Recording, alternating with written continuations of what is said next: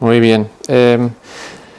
Esta mañana, como dije, estamos en Ezequiel capítulo 36. La primera lectura es la base del mensaje de hoy. Y el mensaje de hoy el título es Ante nuestro pecado su gracia es mayor. Ante nuestro pecado su gracia es mayor. Voy a decirlo una vez más porque es una verdad tan preciosa. Ante nuestro pecado su gracia es mayor. Todos sabemos lo que está pasando en Valencia, ¿no? De las inundaciones, si puedes pensar en ellos, de cómo sería vivir eso, ¿vale? Y tenemos hermanos que lo están viviendo, pero ¿cómo sería vivir la inundación en Valencia de perder absolutamente todo? O sea, el coche que todos cogimos esta mañana ya no está.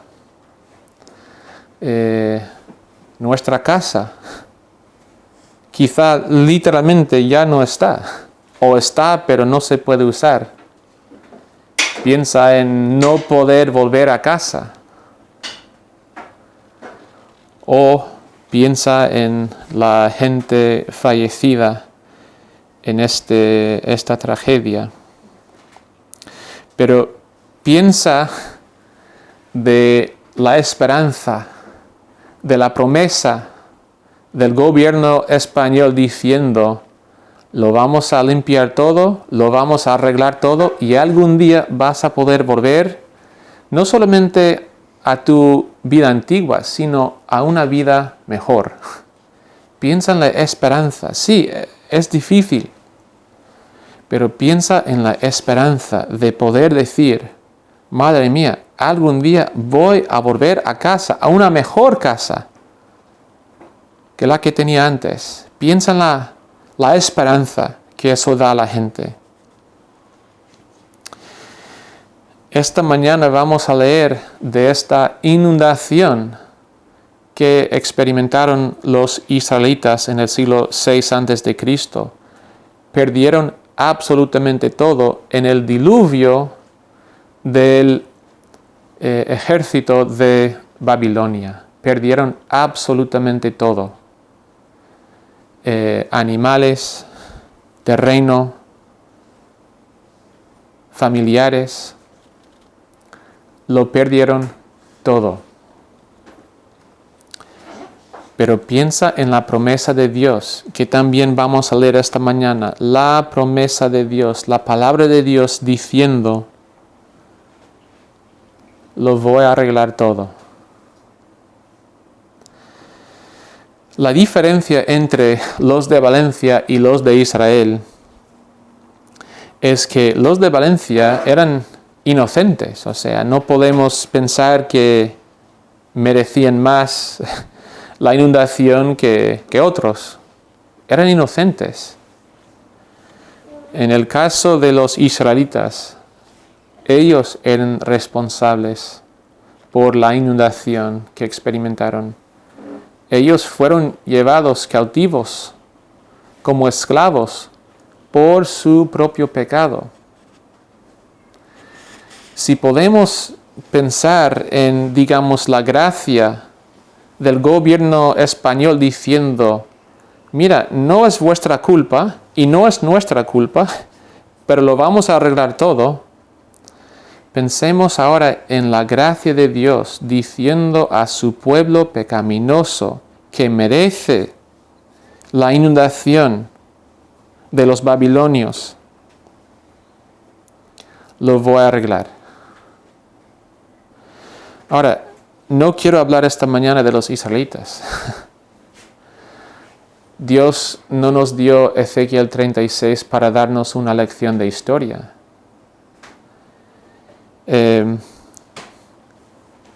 Yo soy Israel. Tú eres Israel. Todos merecemos esta inundación de caos y de las consecuencias de nuestro pecado. Y algunos lo estamos viviendo. Hemos perdido todo. Hemos experimentado el efecto del pecado en nuestras vidas.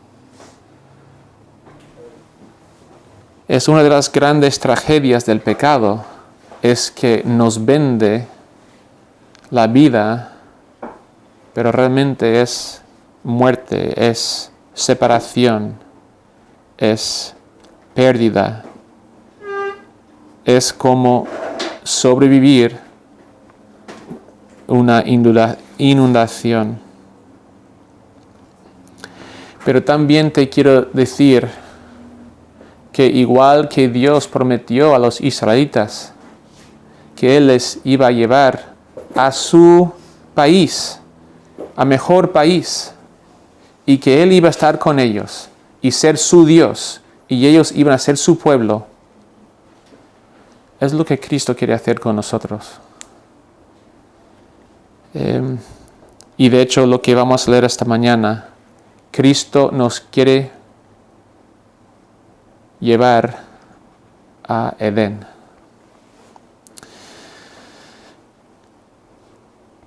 Todos conocemos nuestro pecado.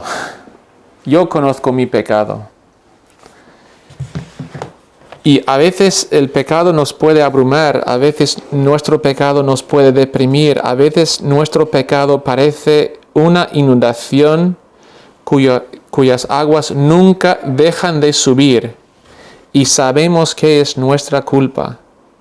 Todos hemos estado ahí y todos deberíamos ser conscientes de la realidad de eso. Esa es la gran tragedia del pecado, es que no para. Y aún más trágico es que no queremos que pare.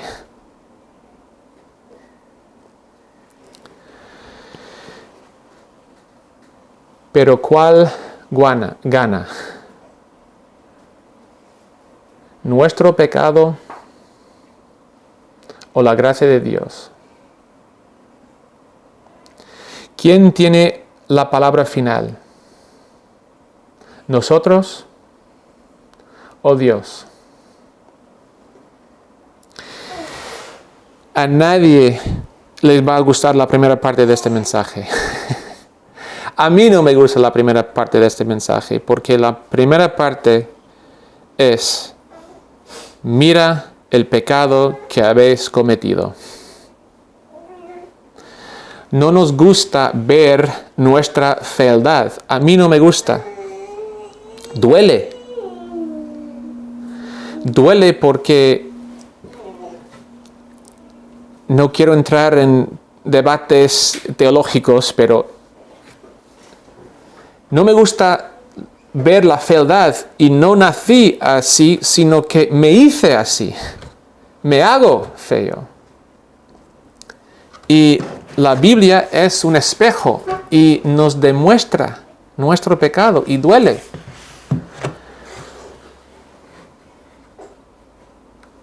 Pero te va a gustar la segunda parte del mensaje. Porque si la primera parte es mira el pecado que habéis cometido, la segunda parte es mira la gracia que os voy a mostrar. Y cuando Dios nos muestra su gracia, no es simplemente, sí, eres feo, pero aún así te amo. Su gracia es, eras feo, pero te voy a hacer bello como yo. Su gracia nos cambia.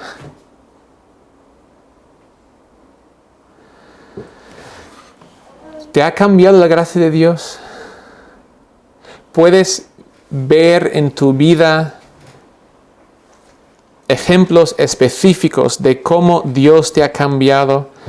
Yo sé que lo digo muchas veces, sobre todo a la gente con quien oro, pero hace unos años el Señor me enseñó algo muy feo en mi corazón. Y me da vergüenza pensar de la falta de paciencia que tenía con mis propios hijos. Y yo tengo algunos recuerdos muy feos de cómo era con ellos. Me duele.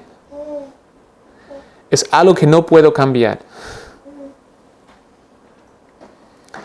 Pero yo puedo decir hoy gracias a la gracia de Dios, gracias a su obra en mi vida, Él me ha cambiado. Hay mucho que hacer todavía en mi vida, hay que mejorar mucho. Pero yo veo en mi vida la gracia de Dios. ¿Ves la gracia de Dios en tu vida? Puedes decir, Dios, tú me has cambiado, lo veo, mi progreso es evidente. No solamente a mí, sino a otros también. Eso es lo que Dios quiere para ti. Él te quiere cambiar.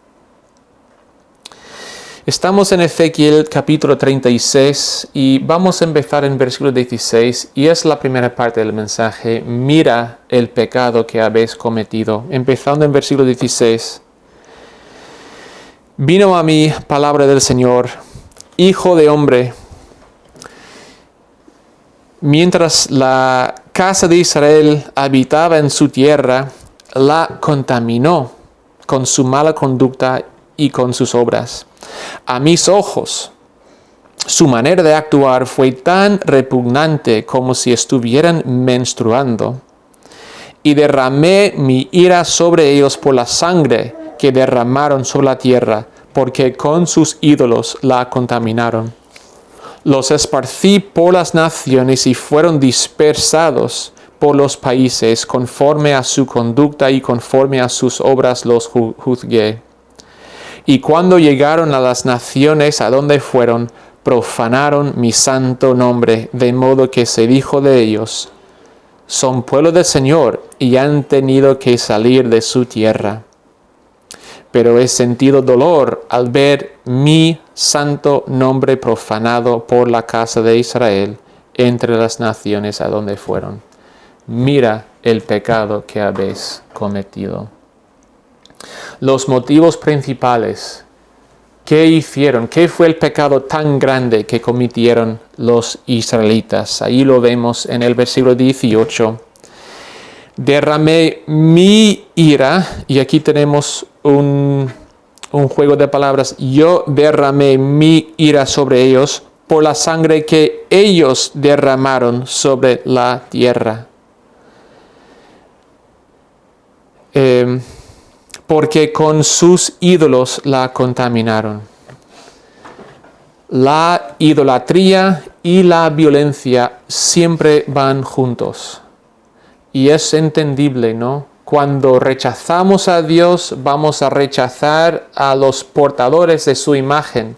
Cuando cometemos violencia, digamos, contra Dios, vamos a cometer violencia a los demás también. Esto, sin la ética cristiana es amar a Dios y amar a nuestro prójimo. Lo que hicieron aquí los israelitas y lo que hacemos nosotros es justo lo opuesto. En lugar de amar a Dios, cometemos idolatría. En lugar de amar a nuestro prójimo, somos violentos. Pero el verdadero daño que hicieron fue profanar el nombre de Dios. Profanaron el nombre de Dios. Dios es santo. ¿Os acordáis de esa gran visión de Isaías 6? Cuando Isaías ve a Dios exaltado. ¿Y qué cantan los ángeles? Los serafines. ¿Qué cantan?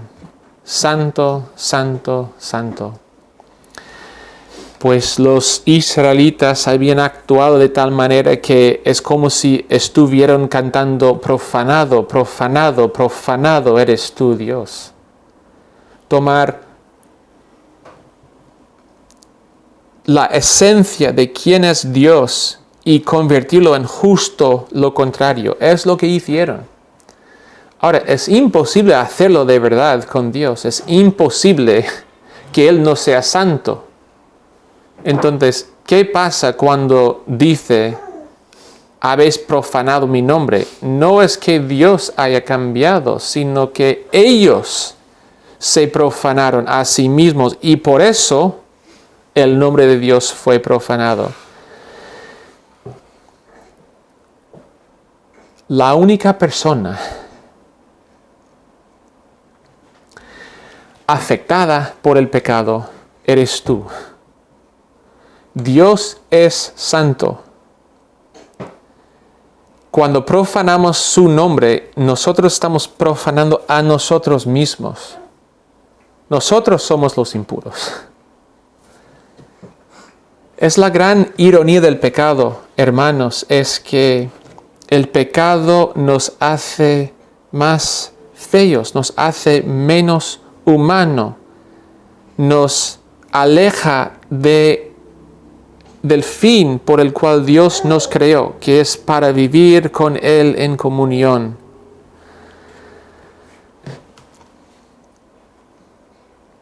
Que lo tengamos muy claro, lo que hace el pecado nos profana, nos hace impuros. Amigos, todos somos Israel. Yo soy Israel. Tú eres Israel.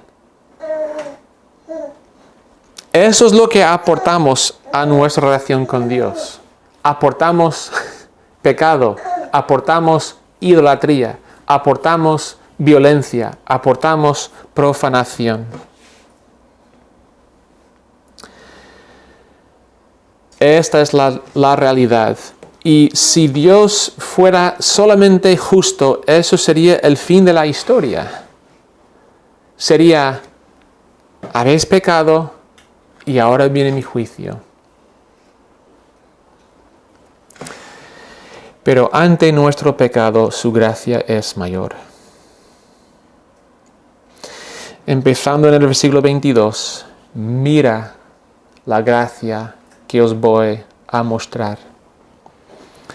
Empezando en el versículo 22, por tanto, di a la casa de Israel, y lo habéis visto, por tanto,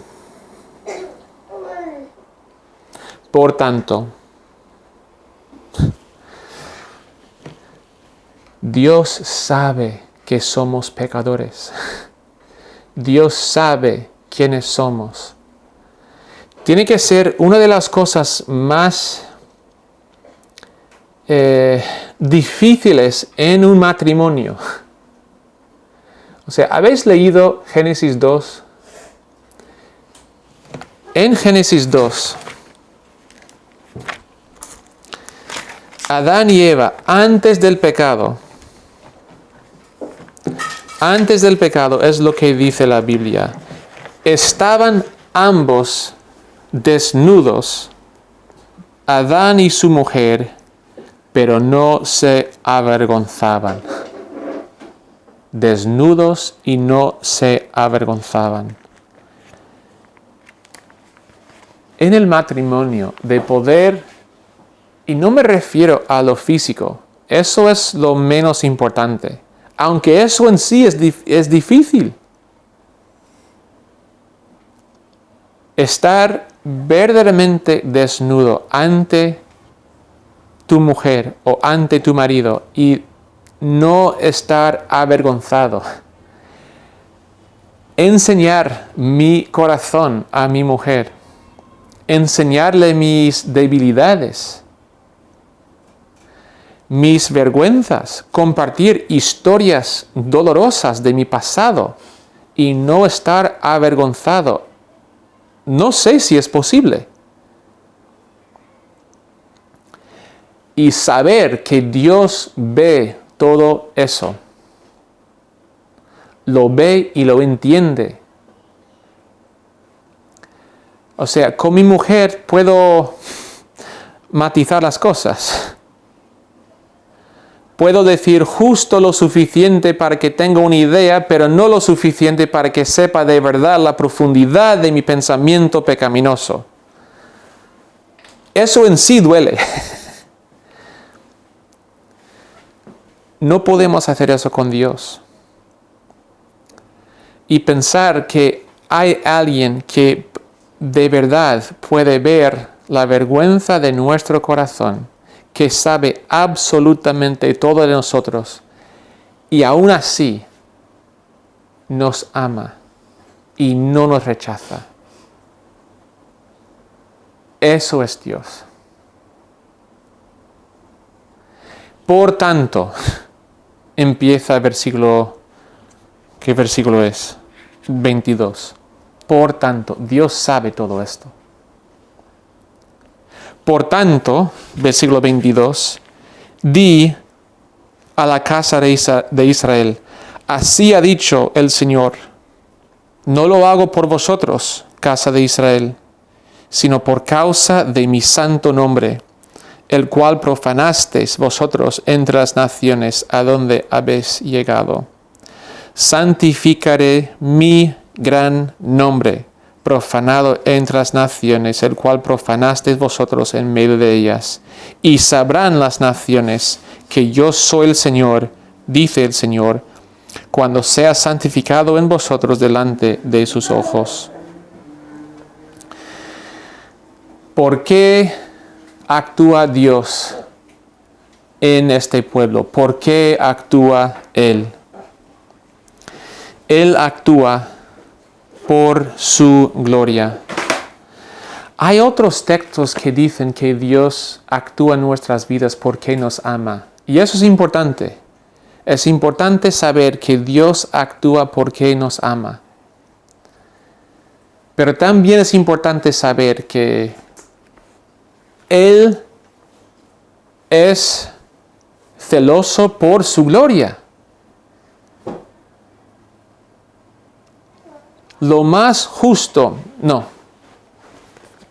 la mayor bendición que Dios nos puede dar es poder adorar su nombre. El mayor don que nos puede dar es permitirnos caer ante sus pies y adorarle. Eso es el mayor don que nos puede dar. Eso es la gran visión de Apocalipsis 4 y 5. De estar allí adorando a Dios. Eso es su mayor regalo. Entonces, cuando su nombre es profanado, cuando eso no pasa, Él actúa para que eso pase. Él actúa por su gloria. Y cuando dice aquí en los versículos 22 y 23 que su nombre fue santificado y que ahora su nombre es profanado y que Él va a volver a santificar su nombre, se está refiriendo a algo muy específico, muy concreto. ¿Cuándo santificó Dios su nombre? ¿Os acordáis? Pensando en la historia de la Biblia, ¿cuándo santificó Dios su nombre? Pues lo hizo más claramente, más evidentemente en el Éxodo, cuando Él sacó a su pueblo de la esclavitud, cuando Él sacó a su pueblo de la muerte, cuando Él formó a su pueblo como nueva creación, en ese acto Dios santificó su nombre. Ellos profanaron el nombre de Cristo porque ellos en sus corazones querían volver a Egipto. Querían vivir en Babilonia. Dios había llamado a su pueblo fuera de esos países. Y no geográficamente, o no solo geográficamente, sino espiritualmente. Él había llamado a su pueblo fuera de Egipto, fuera de Babilonia. Y ellos decían, pues vivo en Israel, pero prefiero Egipto. Yo prefiero Babilonia. Profanar el nombre de Dios. Entonces Dios les envía al exilio. Pero Dios dice, voy a santificar mi nombre una vez más. Ahora, ¿cómo va a santificar Dios su nombre? ¿Cómo puede santificar Dios su nombre? Dios santifica su nombre. Y fijaos en esto es algo muy interesante.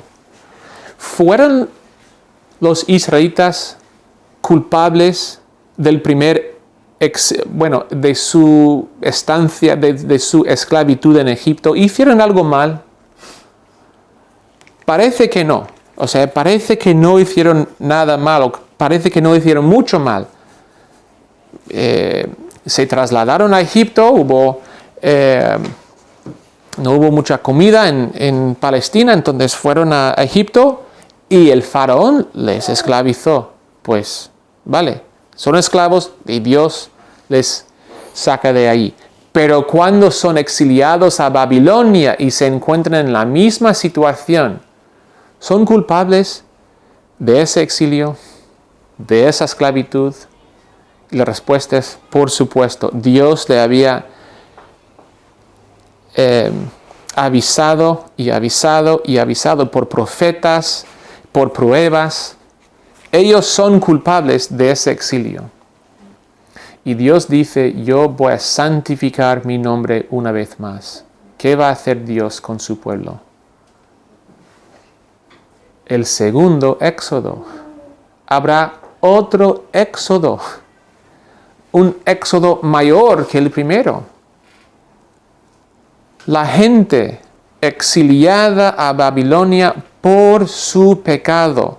Dios, sabiendo su pecado, Él les redime y Él les trae a su tierra y Él dice, os voy a dar mi espíritu. Ahora, tú y yo nos encontramos en el exilio espiritual, ¿vale? Y no como Egipto, sino como el de Babilonia. Así que te quiero preguntar si tú conoces el éxodo en tu vida. Si tú puedes decir, Dios me ha librado de mi Babilonia espiritual. Yo vivía allí, era esclavo. Me ha sacado de allí, me ha dado un nuevo corazón, ha puesto su espíritu en mí. ¿Tienes ese testimonio como tuyo de poder decir, yo soy una criatura nueva? Dios actúa en este texto por la gloria de su nombre. Pero ¿qué hace Dios? ¿Qué hace Dios cuando actúa? Él nos da vida dentro y fuera. Nos da vida dentro y fuera. El texto aquí habla de 5 cambios o 5 bendiciones que Dios nos da cuando nos saca de Babilonia y nos hace volver, digamos, a la tierra prometida. Vamos a empezar leyendo en el versículo 24. Y yo os tomaré de las naciones, os recogeré de todos los países y os traeré a vuestro país. La primera bendición que vemos es en el versículo 25. Esparciré sobre vosotros agua limpia y seréis purificados de todas vuestras impurezas y de todos vuestros ídolos os limpiaré. ¿Te sientes impuro esta mañana? ¿Te sientes impuro? Eso es el efecto del pecado, es que nos deja con esa sensación de ser impuro. Es tremendo ver. Conocemos, ¿no?, esa historia de Shakespeare con la persona lavándose las manos y no puede sacar la mancha. Nos sentimos impuros, sabemos que hay algo mal. Incluso nos da asco pensar en qué hemos hecho. ¿Te sientes impuro esta mañana? Dios te quiere esparcir sobre ti agua limpia y hacerte puro. La segunda bendición en el versículo 26. Os daré un corazón nuevo y pondré... Bueno, lo vamos a leer. Os daré un corazón nuevo y pondré un espíritu nuevo dentro de vosotros. Quitaré de vosotros el corazón de piedra y os daré un corazón de carne. Esta mañana, ¿quieres un nuevo comienzo? ¿Quieres un nuevo comienzo? Cuando la Biblia habla del corazón, y es la palabra clave, un corazón nuevo. El corazón en la Biblia habla del epicentro de nuestros pensamientos, de nuestros deseos y de nuestros sentimientos. Piensa en tus pensamientos, piensa en tus deseos, piensa en tus sentimientos. Sin Dios, todos van para mal. Lo que Dios te quiere dar es un nuevo corazón, un corazón renovado. Y eso es importante decir. Dios no quiere cambiarte de quién eres. No quiere tomar Raquel y convertirte en María. No tienes que ser otra persona. Y de hecho, esto es uno de las señales de que estás en una secta. Si alguien que te dice que tienes que vivir como esta persona, que tienes que imitar a esta persona, eso no es lo que la Biblia dice cuando habla de un corazón nuevo. No es uniformidad como esta persona, como el líder de la secta. Lo que quiere hacer es hacerte más de quién eres, a tomar Raquel y hacerte la verdadera Raquel. Raquel libre de corrupción, libre de pecado. Purificarte. ¿Qué pasa con el oro cuando uno lo mete en el horno? No lo cambia en plata, sino que lo hace más oro, es más puro. Es lo que hace Dios con nosotros. Versículo 27, la primera parte, la tercera bendición. Pondré dentro de vosotros mi espíritu. Sé que estamos vivos físicamente esta mañana, pero ¿estás vivo espiritualmente? ¿Estás muerto esta mañana? Lo que Dios quiere darte es su espíritu. ¿Recuerdas, no? Cómo Dios nos creó en Génesis 2. ¿Qué hizo Dios para convertir esa masa de barra en Adán, en una persona? Sopló en su nariz y le dio su espíritu. Es lo que Dios quiere dar esta mañana, es vida. Versículo 27, en la segunda parte, la cuarta bendición. Haré que andéis en mis estatutos y que guardéis mis preceptos y los pongáis por obra. ¿Necesitas empoderamiento para seguir a Dios?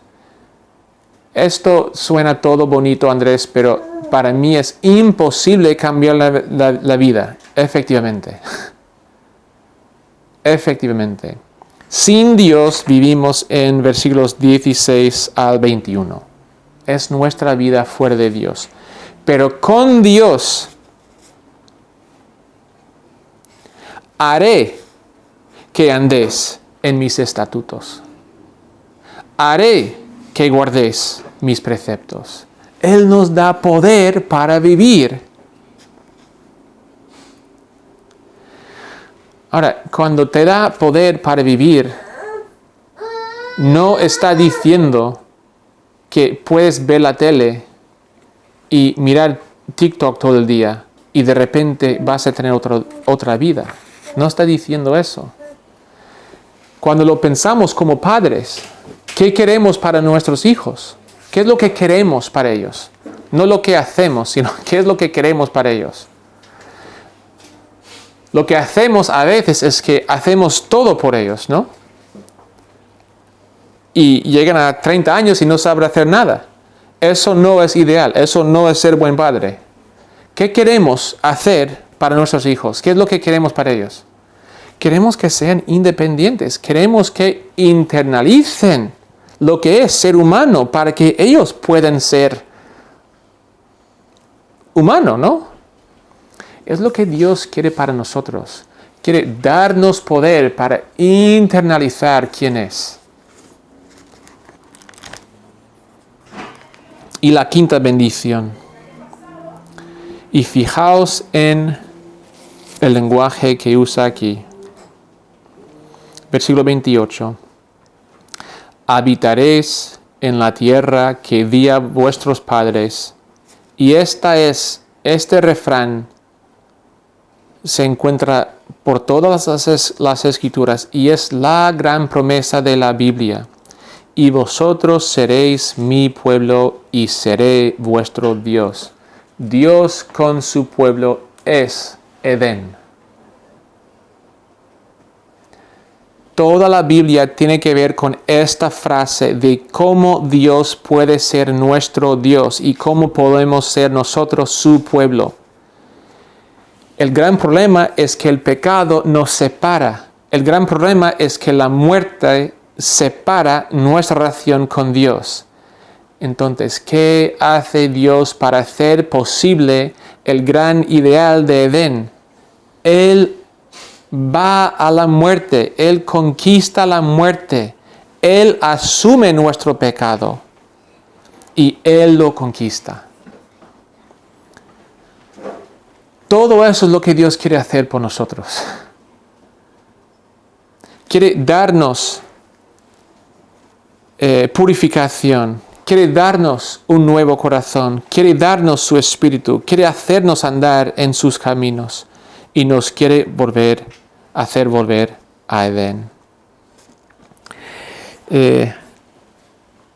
Hermano, amigo, el pecado te ha inundado, te ha arrastrado absolutamente todo. Pero Dios es soberano sobre el diluvio. Dios puede calmar tus tormentas.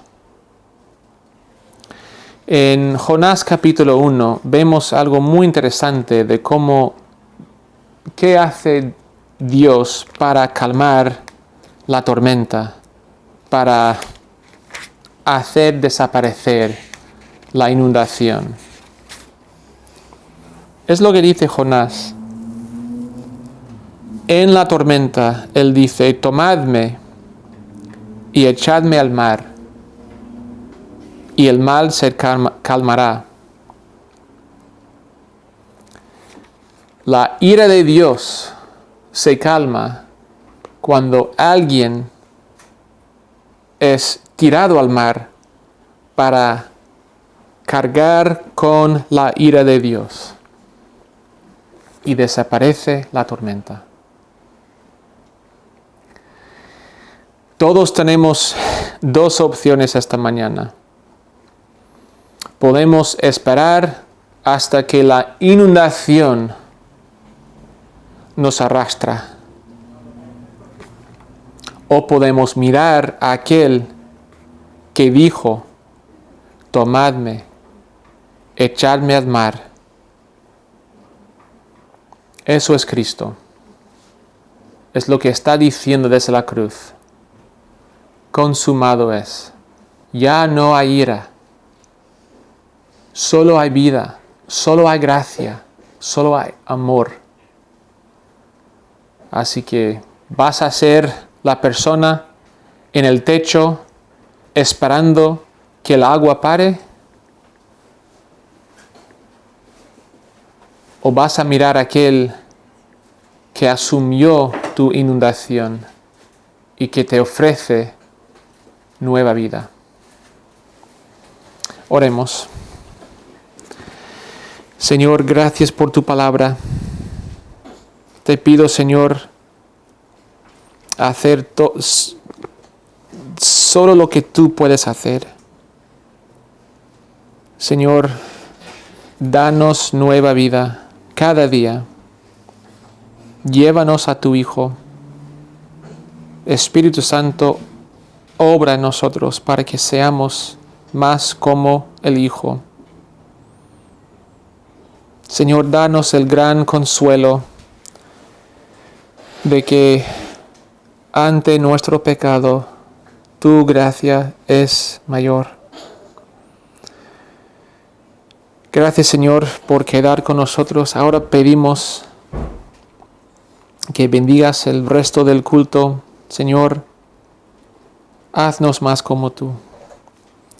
Oramos a ti con gratitud y en esperanza, porque oramos a ti, nuestro Padre, a través del Hijo y en el Espíritu Santo. Amén. Vamos a ponernos de pie y vamos a cantar una vez más Sublime Gracia en respuesta a lo que acabamos de escuchar en Ezequiel 36. Poder cantar de la gracia del Señor, y espero que esto sea nuestro testimonio, que todos podemos cantar de la sublime gracia de Dios en nuestras vidas.